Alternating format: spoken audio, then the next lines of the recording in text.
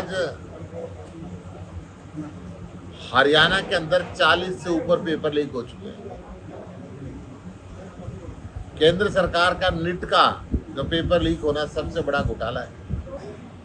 कल जो बीजेपी की सहयोग के अंदर सरकार बिहार में चल रही है, वहां पे इस पेपर लीक का भांडाफोड़ हुआ।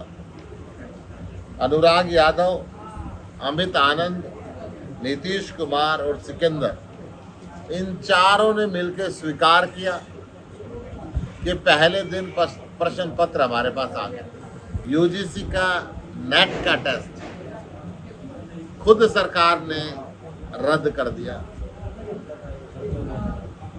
और ये इनको इनपुट इनके साइबर सेल ने दिया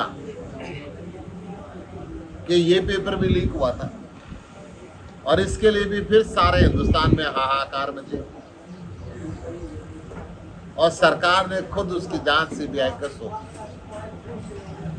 एक तरफ तो शिक्षा मंत्री के राज के अंदर नेट का और यूजीसी के पेपर लीक हो रहे हैं और दूसरी तरफ बीजेपी सरकार उस शिक्षा मंत्री को इनाम दे रही है और उसको हरियाणा का चुनाव प्रभारी बना दिया गया।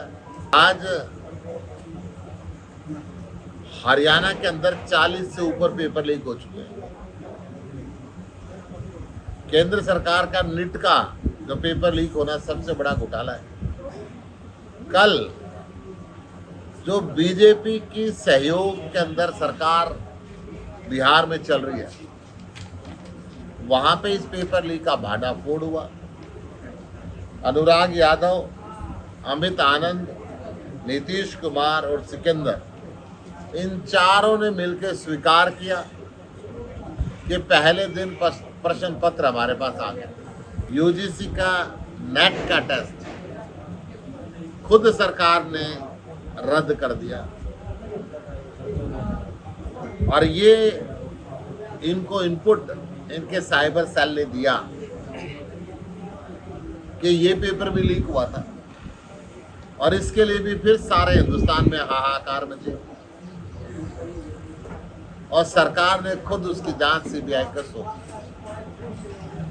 एक तरफ तो शिक्षा मंत्री के राज के अंदर नेट का और यूजीसी के पेपर लीक हो रहे हैं और दूसरी तरफ बीजेपी सरकार उस शिक्षा मंत्री को इनाम दे रही है और उसको हरियाणा का चुनाव प्रभारी बना दिया गया।